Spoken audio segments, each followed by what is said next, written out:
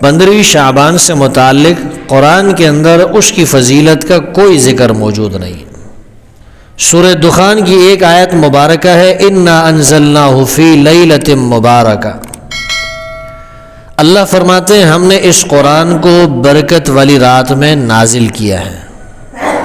بعض لوگوں کا خیال ہے کہ یہ جو برکت والی رات ہے یہ 15ویں شعبان کی رات ہے، یعنی اللہ نے قرآن کو 15ویں شعبان کو نازل کیا ہے، لیکن یہ خیال جو ہے یہ درست نہیں ہے، یہ خیال غلط ہے۔ اس کی وجہ یہ ہے کہ قرآن کریم کے بارے میں خود اللہ تبارک و تعالی فرماتے ہیں کہ قرآن ہم نے نازل کیا ہے تو رمضان کے مہینے میں نازل کیا ہے۔ شہر رمضان الذی انزل فیہ القرآن، رمضان وہ مہینہ ہے جس میں اللہ نے قرآن کو نازل کیا ہے، اور رمضان میں بھی کب نازل کیا یہ تفصیلات بھی اللہ نے بتا دی۔ فرمایا انا انزلناہ فی لیلۃ القدر وما ادراک ما لیلۃ القدر لیلۃ القدر خیر من الف شہر۔ قرآن کو ہم نے نازل کیا ہے لیلۃ القدر میں، شب قدر میں اس کو نازل کیا ہے۔ آپ کے علم میں ہے کہ شب قدر یا رمضان کے آخری عشرے کی جو طاق راتیں ہیں ان میں سے کوئی ایک رات ہے۔ قرآن اللہ نے کب نازل کیا ہے؟ رمضان کے مہینے میں۔ اور رمضان کی کون سی تاریخ کو اللہ نے نازل کیا ہے؟ رمضان کا جو آخری عشرہ ہے اس کی 5 تاریخوں میں سے کسی ایک تاریخ میں اللہ نے اس کو نازل کیا ہے، جس کو آپ شب قدر کہتے ہیں۔ اور شب قدر وہ رات ہے، اللہ فرماتے ہیں کہ یہ لیلۃ القدر خیر من الف شہر، 1000 مہینوں سے بہتر ہے، 1000 مہینوں سے۔ یہ 80 سال سے بھی زیادہ کا عرصہ بنتا ہے۔ اتنی افضلیت والی، فضیلت والی، عظمت والی، مقام والی رات ہے یہ۔ کون سی رات؟ 15ویں شعبان کی نہیں، لیلۃ القدر، شب قدر جو رمضان کے آخری عشرے میں ہے۔ اور اس رات کی فضیلت اس وجہ سے بھی ہے کہ اللہ نے قرآن کریم کو اس رات کے اندر نازل فرمایا ہے۔ اس رات کی نسبت قرآن کے ساتھ ہے، قرآن کا نزول اللہ نے اس رات کیا ہے، اس لیے وہ عظیم الشان رات ہے۔ تو سورہ دخان کی جو آیت ہے انا انزلناہ فی لیلۃ مبارکہ، اللہ فرماتے ہیں ہم نے قرآن کو برکت والی رات میں نازل کیا ہے۔ یہ برکت والی رات بھی کون سی ہے؟ یہ شب قدر ہے جو رمضان کے آخری عشرے کی طاق راتوں میں سے کوئی ایک رات ہے۔ یہاں تک تو بات یہ ہو گئی کہ شب برات جو ہے، یعنی شعبان کی 15ویں جو شب ہے، اس رات کی فضیلت کا قرآن میں کوئی ذکر موجود نہیں ہے۔ رہ گئی بات احادیث کی، احادیث کے اندر 15ویں شعبان کی فضیلت موجود ہے، لیکن جتنی بھی حدیثیں ہیں وہ ساری کی ساری حدیثیں ضعیف درجے کی ہیں، اور صرف ضعیف نہیں بلکہ نہایت ضعیف درجے کی ہیں۔ ان احادیث میں سے ایک حدیث یہ بھی ہے کہ رسول اللہ صلی اللہ علیہ وسلم نے ارشاد فرمایا کہ اللہ تعالیٰ اس 15ویں شعبان کی رات کو آسمان دنیا کی طرف نزول فرماتے ہیں، جیسے اللہ کی شان ہے، اپنی شان کے مطابق اللہ آسمان دنیا کی طرف نزول فرماتے ہیں، اور تمام لوگوں کی اللہ تعالیٰ مغفرت فرماتے ہیں سوائے چند آدمیوں کے ہیں، چند لوگوں کی اللہ تعالیٰ مغفرت نہیں فرماتے۔ ان میں سے سب سے پہلا آدمی وہ آدمی ہے کہ جس نے اللہ کے ساتھ اس کی مخلوق میں سے کسی کو شریک ٹھہرایا ہو، یعنی مشرک آدمی۔ مشرک آدمی کی اس رات بھی مغفرت نہیں ہے۔ میں نے عرض کیا کہ حدیث ضعیف ہے، لیکن بہت سارے لوگ اس حدیث کو لیتے ہیں۔ اب جو لوگ اس حدیث کو لیتے ہیں اور وہ یہ سمجھتے ہیں کہ چونکہ احادیث تو ہے، چاہے وہ ضعیف درجے کی کیوں نہ ہو، ہم اس پہ عمل کریں گے، تو پھر وہ اس حدیث کو بھی کیا ہے ملحوظ خاطر رکھیں۔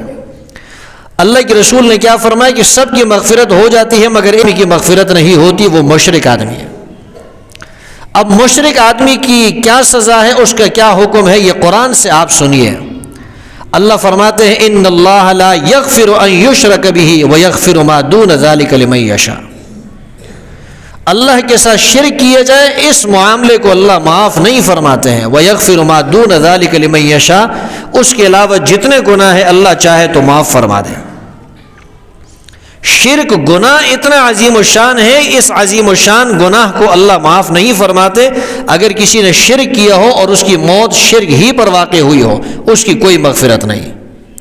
انہ من یشرک باللہ فقد حرم اللہ علیہ الجنہ، جس نے اللہ کے ساتھ اس کی مخلوق میں سے کسی کو شریک ٹھہرایا اللہ نے اس پہ جنت کو حرام کر دیا ہے۔ شرک کیا ہے کہ آپ اللہ کی ذات اور اللہ کی صفات کے اندر اللہ کی صفات کے اندر اللہ کے ساتھ کسی کو شریک ٹھہرایا جائے، چاہے وہ عبادت کے اندر ہو، دعا اور پکار کے اندر ہو، چاہے وہ علم کے اندر ہو یا قدرت کے اندر ہو۔ اللہ تعالیٰ قادر مطلق ہے، اللہ کے پاس کائنات کے ذرے ذرے اور چپے چپے کا علم ہے، اللہ تعالیٰ عبادت کا مستحق ہے، غائبانہ دعاؤں اور پکاروں کا مستحق اللہ کی ذات ہے۔ یہ جو عبادت ہے، دعا اور پکار ہے، علم اور قدرت ہے، ان صفات کے اندر اگر اللہ کے ساتھ اس کی مخلوق کو شریک ٹھہرایا تو یہ شرک ہے، اور مشرک آدمی کی مغفرت نہیں ہے۔ قرآن کا فیصلہ ہے، اللہ نے بیان کیا ہے، اللہ فرماتے ہیں باقی گناہ تو اللہ چاہے معاف کر دے گا، لیکن شرک گناہ اتنا عظیم ہے کہ اس گناہ کو اللہ تعالیٰ معاف نہیں فرماتے۔ اس سے آپ اندازہ لگائے کہ شرک کتنا عظیم گناہ ہے۔ تو سب سے پہلا شخص جس کا اس حدیث میں ذکر آیا ہے کہ اس رات سب کی مغفرت ہو جاتی ہے مگر اس کی مغفرت نہیں ہوتی، وہ کون سا شخص ہے؟ وہ مشرک ہے۔ میں نے آپ کے سامنے قرآن کی 2 آیتیں پڑھی ہیں کہ مشرک آدمی کی مغفرت ہے ہی نہیں، جس نے اللہ کے ساتھ شرک کیا ہے وہ ابد الآباد کے لیے ہمیشہ ہمیشہ کے لیے دوزخ کے اندر رہے گا۔ نمبر 2، وہ آدمی کہ جو کسی کے ساتھ حسد رکھتا ہو، کینہ رکھتا ہو، بغض رکھتا ہو۔ کینہ رکھنے والے، بغض رکھنے والے انسان کی مغفرت نہیں ہے۔ رسول اللہ صلی اللہ علیہ وسلم فرماتے ہیں لا تباغضوا ولا تحاسدوا، ایک دوسرے کے ساتھ بغض مت رکھنا، ایک دوسرے کے ساتھ حسد مت کرنا۔ ہوتا یہ ہے کہ جب 2 پڑوسی ہے یا 2 دوست ہے یا 2 رشتہ دار ہے یا 2 محلے دار ہے یا 2 بھائی ہے، ان کے درمیان کسی بات پر ناراضگی ہو جاتی ہے، ایک آدمی دوسرے سے کچھ کہہ دیتا ہے، ایک پڑوسی دوسرے سے کچھ کہہ دیتا ہے، ایک رشتہ دار دوسرے سے کچھ کہہ دیتا ہے، ایک بھائی دوسرے بھائی سے کچھ کہہ دیتا ہے، ایک ساتھی جو ہے، ایک کلیگ جو ہے وہ دوسرے سے کچھ کہہ دیتا ہے، اس کو برداشت نہیں ہوتا۔ جب برداشت نہیں ہوتا، انتقام نہیں لے سکتا، وہ دل کے اندر جو ہے اس کے لیے بغض رکھتا ہے، نفرت رکھتا ہے، عداوت رکھتا ہے، دشمنی رکھتا ہے۔ تو فرمایا کہ جس انسان کے دل میں بغض ہے، جس انسان کے دل میں عداوت ہے، دوسرے مسلمان کی دشمنی ہے، فرمایا کہ اس رات اس انسان کی بھی مغفرت نہیں ہوگی۔ تو رات کو ہم جاگتے تو ہیں، عبادت تو کرتے ہیں، لیکن جب تک دل میں کینہ ہوگا، دل میں بغض ہوگا، دل میں دشمنی ہوگی، اللہ تعالیٰ مغفرت نہیں فرمائیں گے۔ اگر انسان یہ چاہتا ہے کہ اللہ سے مغفرت کرا دے تو پھر اس کے لیے ضروری یہ ہے کہ وہ اپنے دل سے حسد کو نکال دے۔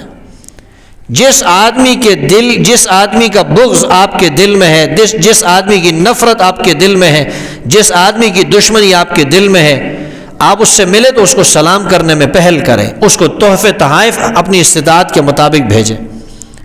آہستہ آہستہ اللہ تعالیٰ اس نفرت کو، اس بغض کو، اس دشمنی کو ختم فرما دیں گے۔ نمبر 3، وہ آدمی کہ جو رشتے ناطے کو توڑ دیتا ہے، فرمایا کہ اس آدمی کی بھی اس رات مغفرت نہیں کی جاتی۔ اس حدیث میں یہ ہے کہ کلب قبیلہ جو ہے اس کی جو بکریاں ہیں، ان بکریوں کے جسم پر جتنے بال ہیں، ان بالوں کی تعداد کی مقدار اللہ تعالیٰ انسانوں کی مغفرت فرماتے ہیں۔ کثیر تعداد میں لوگوں کی مغفرت کی جاتی ہے، لیکن میں نے عرض کیا کہ چند لوگ ایسے ہیں، حدیث میں آتا ہے اللہ کے رسول نے فرمایا کہ ان کی مغفرت نہیں ہوگی۔ ان میں سے ایک آدمی کون ہے؟ جو رشتے ناطے کو توڑنے والا ہے۔ یہ چاچا ہے، ماموں ہے، تایا ہے، بھانجا ہے، بھتیجا ہے، بہن ہے، خالہ ہے، پھوپھی ہے، لیکن نہ ایک دوسرے کی خوشی میں جا رہے ہیں، نہ ایک دوسرے کے غم کے اندر جا رہے ہیں، رشتے ناطے کو توڑ دیا ہے۔ تو فرمایا کہ ایسے انسان کی مغفرت بھی اس رات نہیں ہوگی، باقی لوگوں کی مغفرت ہو جائے گی۔ کلب قبیلے کی بکریوں کا ذکر کیا۔ آپ کبھی کسی ایک بکری کو عید الاضحیٰ کے موقع پر جب آپ جانور لیتے ہیں، ایک بکرا یا بکری آپ نے خرید لی، آپ اس کے جسم پر جو بال ہے ان بالوں کو گننا شروع کر دیں صبح سے لے کر شام تک گنتے رہے، سال پورا ہو جائے گا آپ اس کے بال نہیں گن سکیں گے، اتنے زیادہ بال ہوتے ہیں جانور کے جسم پر۔ تو بنو کلب قبیلے کی جو بکریاں ہیں ان کی تعداد تو بہت زیادہ تھی، تو اتنی تعداد بکریوں کی زیادہ، پھر اس کے جسم پر بال اتنے زیادہ، اس کا مطلب یہ ہے کہ کثیر تعداد میں اللہ مغفرت فرماتے ہیں، لیکن فرمایا کہ کس کس کی مغفرت نہیں؟ مشرک آدمی کی مغفرت نہیں ہے۔ نمبر ایک، جو آدمی مشرک ہے اس کی مغفرت نہیں۔ نمبر دو، جس آدمی کے دل میں کینہ ہے اس کی بھی مغفرت نہیں ہے۔ نمبر تین، جو رشتے ناطے کو توڑنے والا ہے، فرمایا کہ اس کی بھی مغفرت نہیں ہے۔ نمبر چار، وہ آدمی کہ جو والدین کی نافرمانی کرنے والا ہو، والدین کی نافرمانی کرتا ہو۔ اللہ تبارک و تعالی ارشاد فرماتے ہیں وَقَضَىٰ رَبُّكَ أَلَّا تَعْبُدُوا إِلَّا إِيَّاهُ وَبِالْوَالِدَيْنِ إِحْسَانًا۔ اللہ فرماتے ہیں کہ یہ اللہ کا حکم ہے، اللہ کا فیصلہ ہے، عبادت کرنی ہے تو صرف کس کی کرنی ہے؟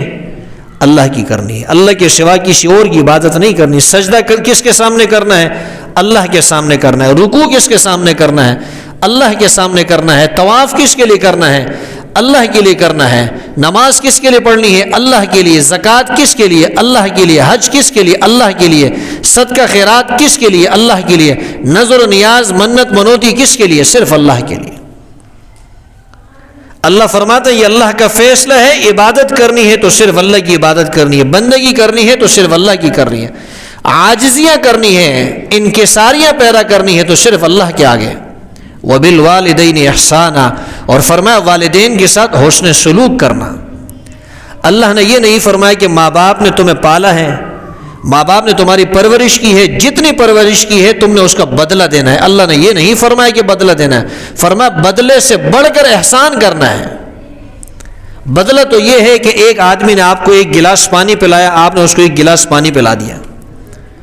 بدلہ تو یہ ہے ایک آدمی نے آپ کو کھانا کھلا دیا، آپ نے اس کو کھانا کھلا دیا، یہ بدلہ ہو گیا۔ اللہ بدلے کی بات نہیں فرماتے، اللہ فرماتے ماں باپ کے ساتھ احسان کرنا ہے، حسن سلوک کرنا ہے۔ حسن سلوک یہ ہے ماں باپ نے خدمت کی ہے، آپ کو کھانا دیا ہے، کپڑے دیے ہیں، تعلیم دی ہے، آپ کی پرورش کی ہے، آپ سے محبت کی ہے، آپ نے اس سے کئی گنا زیادہ یہ کام کرنا ہے، ان کی خدمت بھی کرنی ہے، ان سے محبت بھی کرنی ہے۔ ماں باپ جب بوڑھے ہو جاتے ہیں ان کی طبیعت بچگانا ہو جاتی ہے، بچوں والی طبیعت ہو جاتی ہے، بات بات پہ ناراض ہو جاتے ہیں، چڑچڑا پن پیدا ہو جاتا ہے۔